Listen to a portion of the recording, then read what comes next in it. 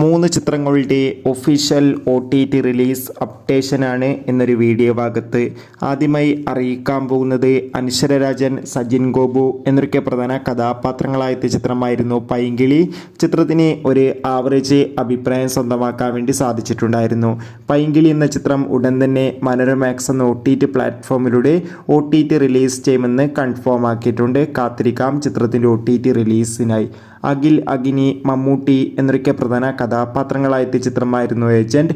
ഏവരുമേറെ ആകാംക്ഷയോടെയാണ് agent എന്ന ചിത്രത്തിൻ്റെ OTT റിലീസിനായി കാത്തിരിക്കുന്നത്. ഫൈനലി ചിത്രം ഈ വരുന്ന മാർച്ച് 14 OTT റിലീസ് ചെയ്യുമെന്ന് കൺഫേം ആക്കിയിട്ടുണ്ട്. തെലുങ്ക്, മലയാളം, തമിഴ്, കന്നഡ തുടങ്ങിയ ഭാഷയിലായിരിക്കും ഏജന്റ് എന്ന ചിത്രം OTT റിലീസ് ചെയ്യുക. കാത്തിരിക്കാം ചിത്രത്തിൻ്റെ OTT റിലീസിനായി. ചാക്കോച്ചൻ, പ്രിയാമണി എന്നൊക്കെ പ്രധാന കഥാപാത്രങ്ങളായ ചിത്രമായിരുന്നു ഓഫീസർ ഓൺ ഡ്യൂട്ടി. ചിത്രം ഈ വരുന്ന വിഷു സ്പെഷ്യലായി നെറ്റ്ഫ്ലിക്സിലൂടെ OTT റിലീസ് ചെയ്യും. കാത്തിരിക്കാം കൂടുതൽ OTT അപ്ഡേഷൻ അറിയാൻ വേണ്ടി.